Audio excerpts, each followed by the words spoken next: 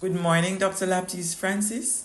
My name is Rosemary Balfour Brown, teacher at a secondary high school in Clarendon, and I will be teaching business basics to a set of grade 8 students with mixed group boys and girls in business basics. Labor as a factor of production. General objective: at the end of the lesson, students should be able to appreciate different types of labor and the role each play in production. Learning objectives: by the end of the lesson, students will be able to define labor. 1. Define labor as a factor of production. After viewing the PowerPoint presentation, this is an adjustment. 2. Identify types of labor: skilled, unskilled, semi-skilled, professional, physical, mental, after viewing the PowerPoint presentation. 3. Explain the role of labor in the production process after viewing, listening, and discussing multiple means of engagement and expression. 4. Reflect on local examples of labor in Clarendon, because this is where the school is located, or Jamaica, after sorting into different categories, and we're catering here to the tactile or kinesthetic learners. Materials and resources. It would include videos to show different workers, slides with information for the students, cards with words for the visual learners, charts for visual learners, again, Sunday Cleaner for the advanced students to search for careers in the careers section and then group them under the different categories. Okay, now I will be giving an overview of the content that the students are expected to learn during the lesson. Remember, I'm teaching about labor as a factor of production. The physical and mental efforts of people that contribute to businesses are called labor. These human resources make and distribute the goods and services for production.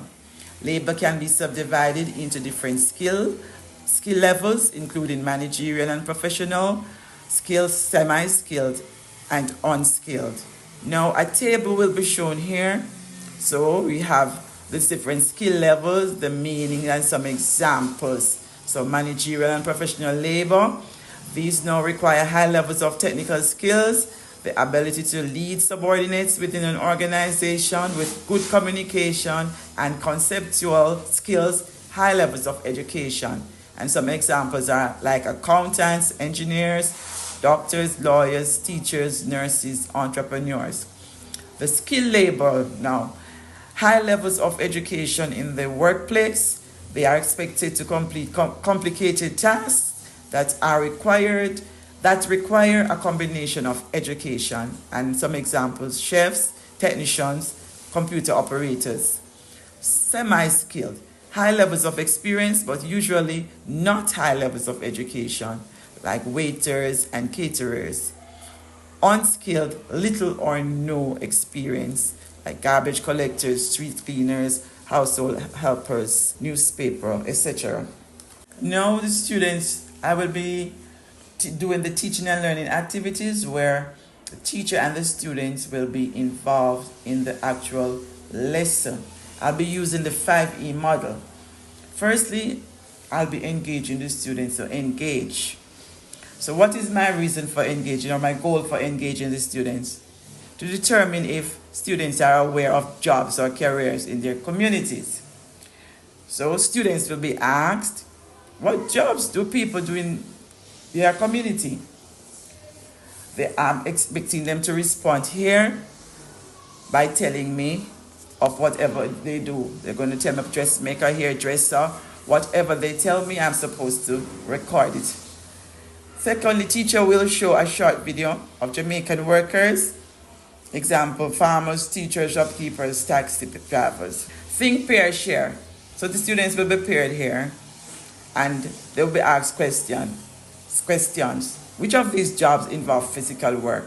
Which involve mental work? This is supposed to grab their attention. Some UDL principles here, strategies, visuals, in the form of charts. So I'll be using a chart here of different careers, and in words and pictures, and also audio for diverse learners.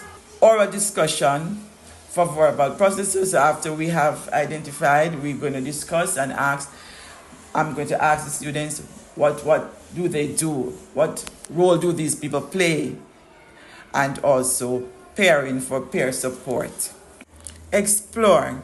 Now, why are students exploring, or what are the students exploring? To provide hands-on discovery of labor types. So here the students will be placed in groups and provided with job cards.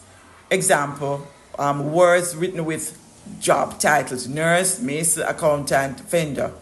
Students will sort cards into categories: skilled, unskilled, managerial, and professional.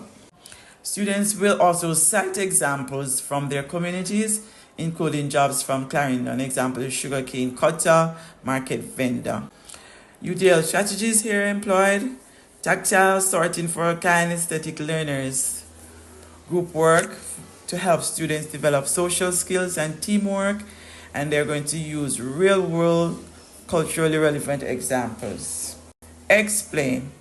This is where the teacher comes in. So what is my goal here? To clarify concepts and vocabulary.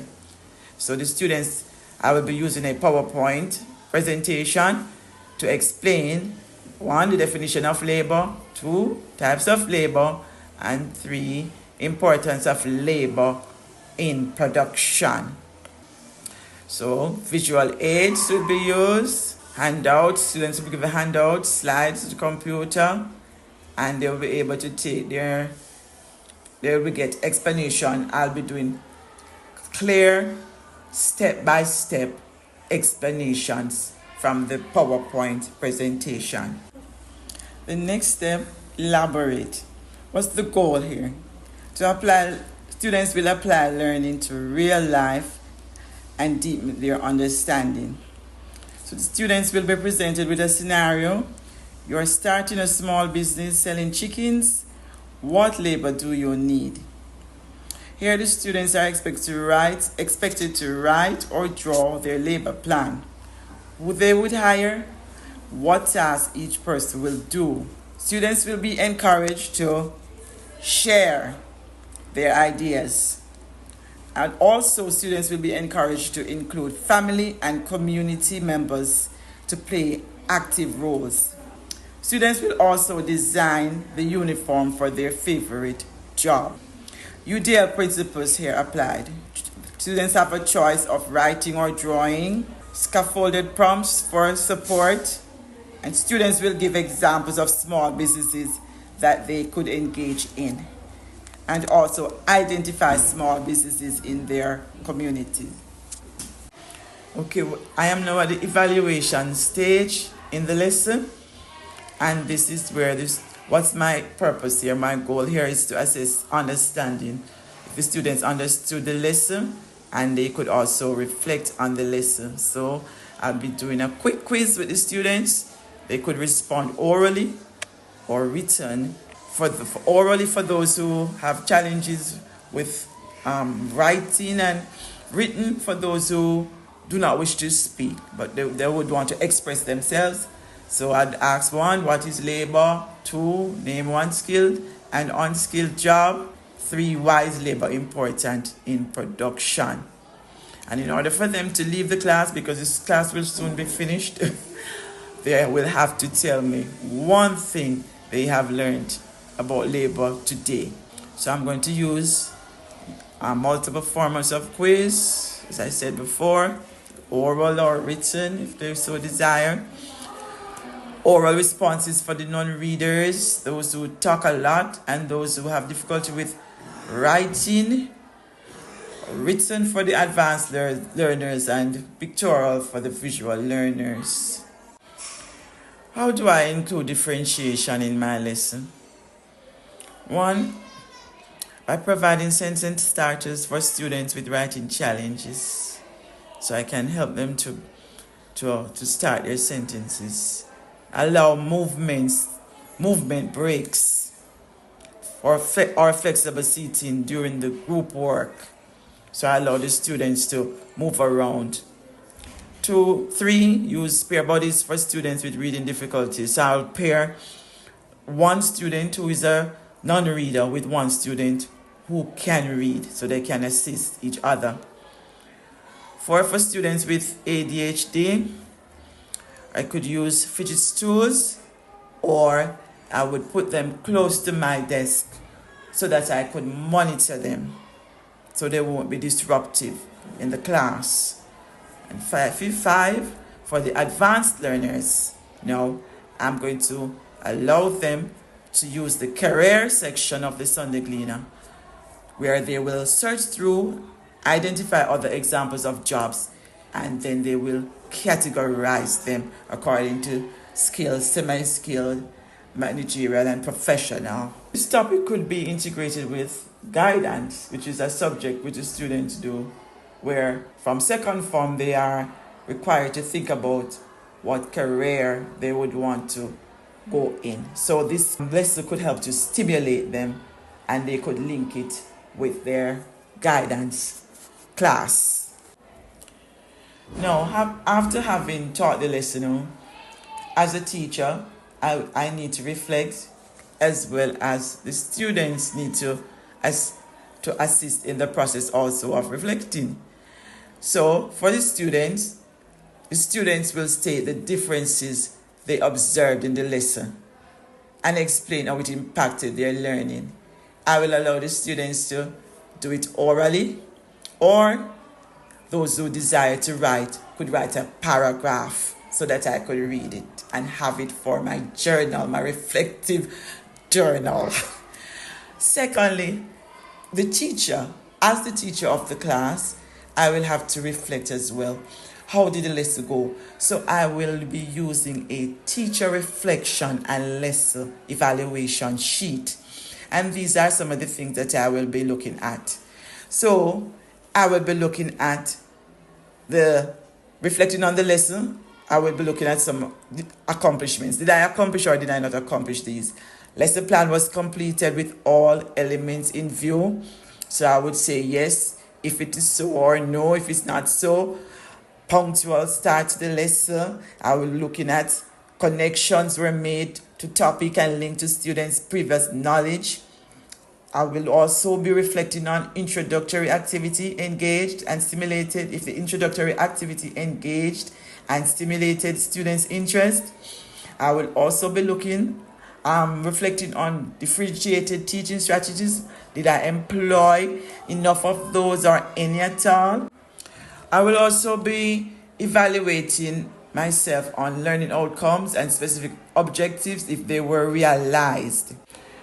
Also, did I accommodations for students with disabilities? I will have to see if I had done that, reflecting on that as well. Evaluation was effective. If evaluation was effective in measuring students' learning outcomes, did students exhibit readiness for learning? Was the lesson plan student-centered or teacher-centered?